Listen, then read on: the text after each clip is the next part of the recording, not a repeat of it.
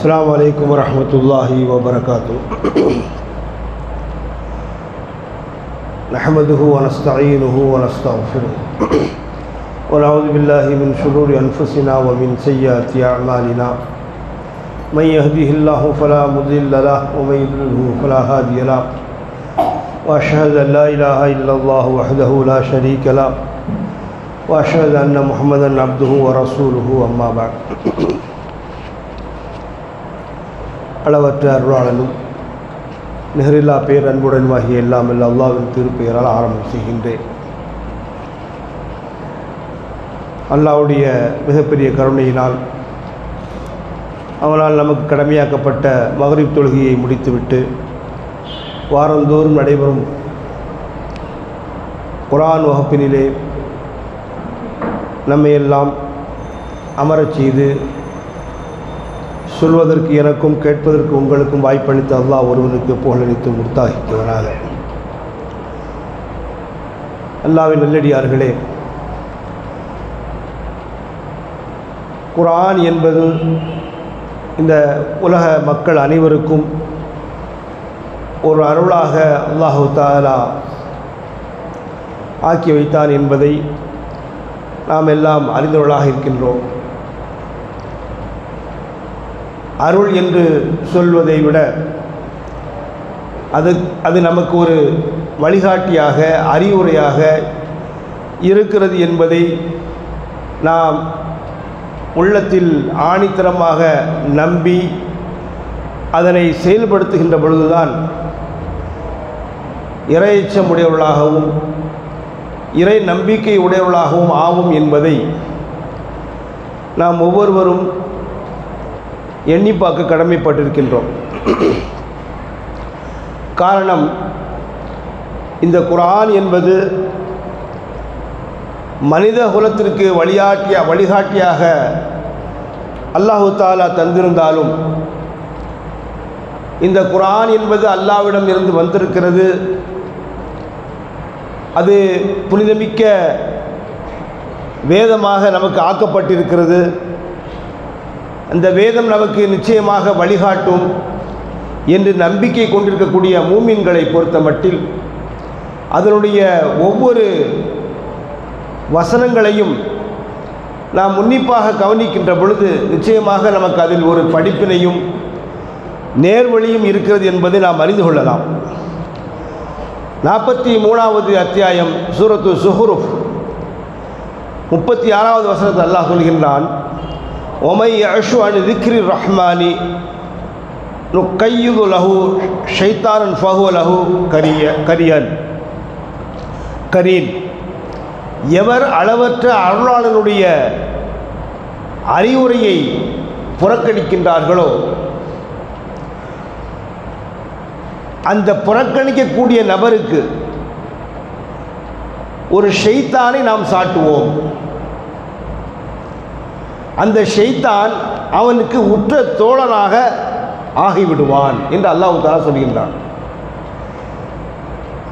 அல்லாஹ்வை நம்பியிருக்கக்கூடிய நாம் அல்லாஹ்வுடைய வேதம் நமக்கு வழிகாட்டுகிறது என்று நம்பிக்கை கொண்டிருக்கின்ற நாம் அவனுடைய அறிவுரைகள் என்னவென்பதெல்லாம் தெரிந்து வைத்திருக்கின்ற நாம் அல்லது தெரிந்து கொள்ள வேண்டிய நாம் எதுவெல்லாம் நமக்கு அறிவுரையாக இருக்கிறதோ அந்த அறிவுரைகளை எல்லாம் புறக்கணித்தோம் என்று சொன்னால்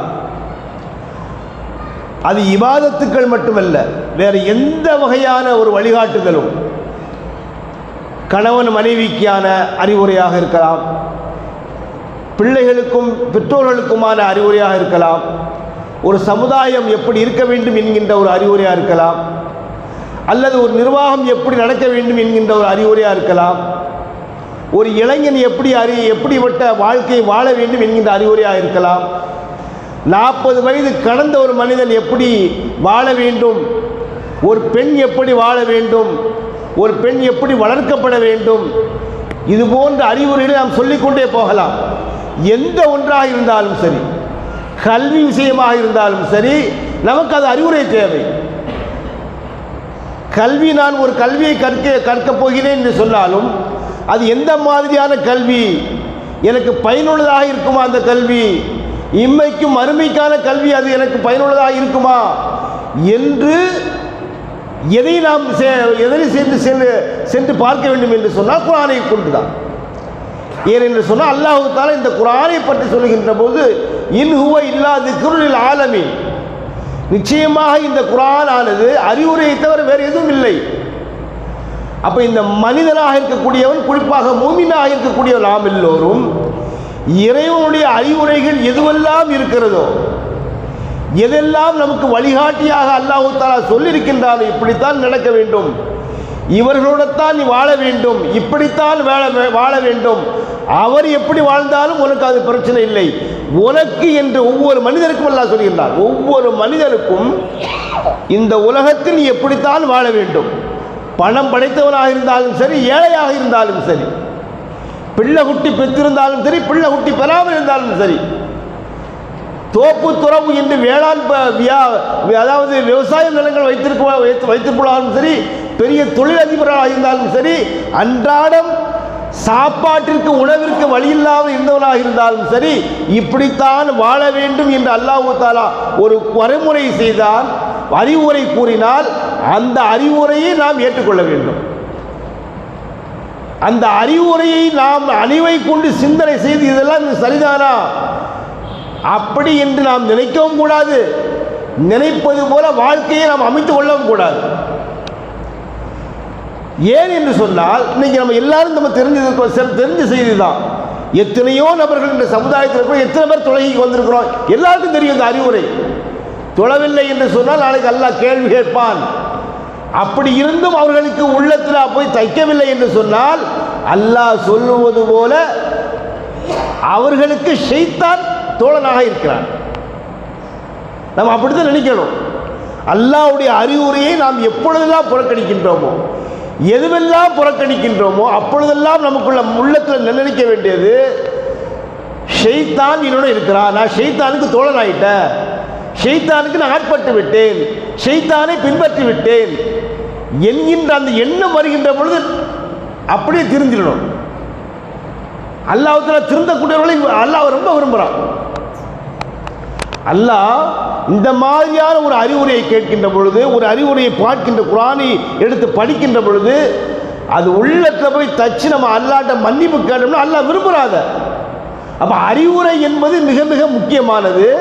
அது அல்லாஹ்விடத்தில் இருந்த அறிவுரைகள் எதுவாக இருந்தாலும் சரி, அந்த அறிவுரையை நாம் ஏற்று நடைமுறைப்படுத்த வேண்டும். குறிப்பாக சொல்லணும் சொன்னால் இன்றைக்கு வாழக்கூடிய இளைஞர் சமுதாயத்துக்கு முக்கியமான ஒரு விஷயம் அது.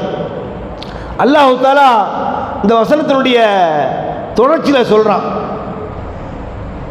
அறிவுரையை நாம் யார் புறக்கணிக்கிறாரோ அவர்கள் ஷைத்தானை நம்ம தோழனாக்கிடுவோம். அந்த ஷைத்தானுடைய வேலை என்னன்னா, நல்வழியை விட்டும் அவர்கள் தடுத்து விடுவார்கள். இன்னஹும் லயசுத்துன்னஹும் அன் சபீலில்லாஹ் அன் சபீலி வ யஹ்ஸபூன அன்னஹும் முஹ்ததூன். நாம் நல்ல நேர் வழியில் இருக்கிறோம்னு சொல்லி அவங்க நினைப்பாங்களா? யாரு?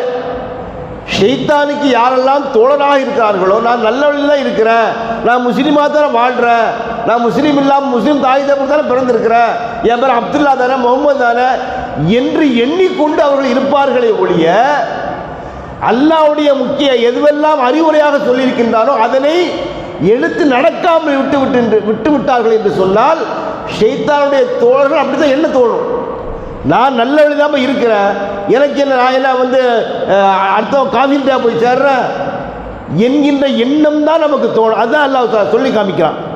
கடைசியில் அல்லாஹ் சொல்கிறான், இந்த மாதிரி ஒரு கட்டத்துக்கு மேலே 50, 60, 70, 80 அவனுக்கு மரணம் அடைகின்ற பொழுது அல்லாஹ் சொல்கிறான், ஹத்தா இதா ஜானா, கடைசியில் முடிவில் அவன் நம்மள்கிட்ட வரும்போது என்ன சொல்லுவானா, கால யாலை தனி பைனி ஓ பைனக்க பைனல் மஷிரிக்கி ஃபபேசல் கரீன். அவன் சொல்லுவான், அங்கே போய் நின்று யாரை உற்ற தோழனாக ஏற்றுக்கொண்டானோ, ஷைத்தானை உற்ற தோழனாக ஏற்றுக்கொண்டான்ல, அவன் நாளைக்கு அல்லாஹ்ட்ட போய் சொல்லுவானா, எனக்கும் உனக்கும் உள்ள தூரம் கிழக்குக்கும் மேற்குக்குமான தூரமாக இருக்கிறது இருந்துடக்கூடாதா? அங்கே போய் நின்று புலம்புறது.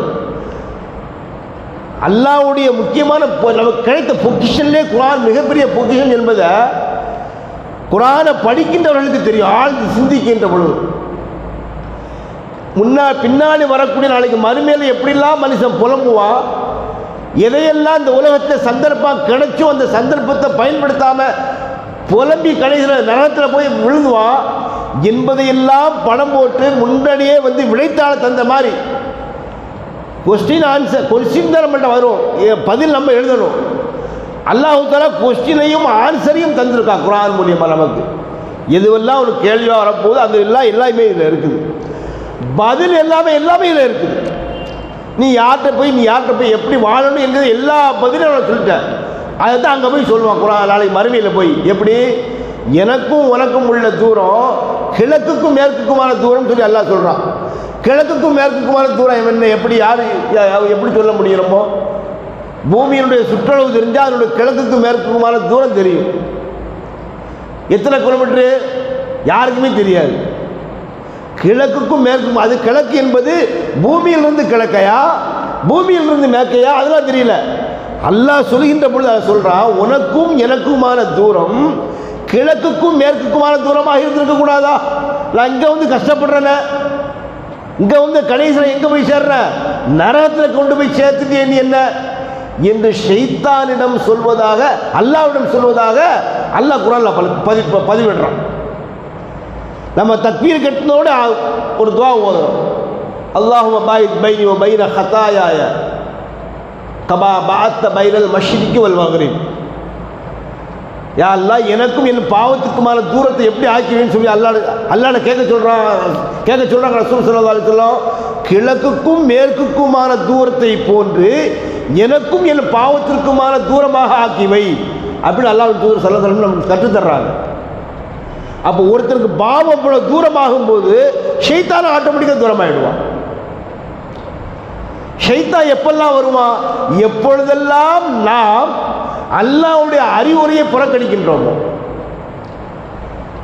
அல்லாஹ்வுடைய அறிவுரை இதுதான் என்று நமக்கு மிக தெளிவாக தெரிந்த பின் ஒன்றை புறக்கணிச்சுன்னு வச்சுக்கோங்களேன், அது பிசாம கிடக்கு. எல்லாரும் அப்படியா வாழ்கிறாங்க, அல்லாஹ் சொல்கிறபடியா வாழ்கிறாங்க, குர்ஆன் படியாக வாழ்கிறாங்க. அவங்கவுங்க எனக்கு எது இஷ்டமோ அப்படி வாழ்கிறான். எனக்கு எது தேவையோ அதை மட்டும் நான் எடுத்து நடந்துக்குவேன். 5 வக்து தொழுதோம்னா பிரச்சனையே இல்லை எனக்கு, அதனால எனக்கு எந்த நஷ்டம் இல்லை. நான் வந்து ஒரு 5 வக்து தொழுதுட்டு போயிடுறேன். வேறு காரியங்களில் என்னுடைய மனைவிட்ட நான் எப்படி நடக்கிறேன், என்னுடைய பிள்ளைகள்கிட்ட நான் எப்படி நடக்கிறேன், என்னுடைய நண்பர்கிட்ட எப்படி நடக்கிறேன், என்னுடைய உறவுகளை எப்படி நடக்கிறேன், என்னுடைய வியாபாரத்தை எப்படி நடக்கிறேன், அங்கே என்ன அறிவுரை அல்லாஹ் சொல்லிருக்கான்னு நம்ம பார்க்கறது இல்லை. எல்லாத்துலேயும் உள்ள நுழைஞ்சு அல்லாஹ்வுடைய அறிவுரை, அல்லாஹ்வுடைய தூதருடைய அறிவுரை இதில் என்ன இருக்குது என்று நாம் சிந்தனை செய்து பார்த்தோம் என்று சொன்னால் நிச்சயமாக ஷைத்தான் நமக்கும் அவனுக்குமான தூரம் நமக்கு அல்லாஹ் நாளைக்கு சொல்கிற மாதிரி கிழக்குக்கும் மேற்குமான தூரமாக தான் நம்ம இருக்கும் இந்த உலகத்தில். அப்படி இருக்கின்ற பொழுது நிச்சயமாக அல்லாஹ்வுத்தாலா நம்ம நரகத்தை போடவே மாட்டான். அல்லாஹ் நம்மளை பாதுகாக்கணும். நிச்சயமாக நமக்கு நாளைக்கு சொர்க்கம் தான். எப்போ அல்லாஹ்வுடைய அறிவுரையை புறக்கணிக்காமல் இருந்தால், ஷைத்தானை நம்முடைய தோழர்களாக ஆக்காமல் இருந்தால், அல்லாஹ்வுடைய அறிவுரையை தலைமையில் வைத்து நாம் முடிந்த மட்டும், அல்லாஹ் அப்படிதான் சொல்கிறாங்க, முடிந்த மட்டும் முன்னால் என்ன செய்ய முடியும் வச்சு, இதை விட இன்னும் லேசாக மார்க் வேறு எங்கே கிடைக்கும், முடிஞ்ச மட்டும் ஒரு நாள் செய்யுங்கிறாங்க. ஒரு சஹாபி வந்து கேட்குறாங்க ஒரு ரசூலாட்ட வந்து, நான் இஸ்லாத்தில் நுழைஞ்சிட்டேன், எனக்கு என்ன கடமை இருக்குது, 5 வக்து தொழணும், வேறு எதாவது அதிகமாக தொழணும், நான் விரும்பினா தொழுதிக்கோ. நோம்பு 30 மாதம் 30 நாள், ஹஜ்ஜு முடிஞ்சால் போய்க்கோ, ஜக்காத் உனக்கு பணம் இருந்தால் அவர் கூட அவர் திரும்பி இதுக்கு மேலே அதிகமாக்க மாட்டேன்னு சொல்கிறாரு. 5 வக்து தொழுக போதும், வருஷத்துக்கு ஒரு முறை நோம்பு நோத்துக்கோ, பணம் இருந்ததுன்னா ஜக்காத்து கொடு, ஹஜ்ஜுக்கு போய்க்கோ, விருப்பப்பட்டால் தர்மம் செஞ்சுக்க இப்படின்னு சொல்லிட்டு அவர் சொல்கிறாரு. இதுக்கு மேலே கூட்டவும் மாட்டேன் குறைக்கவும் மாட்டேன்னு போகிறாரு ரசூல் ஸல்லல்லாஹு அலைஹி வஸல்லம் சொல்கிறாங்க.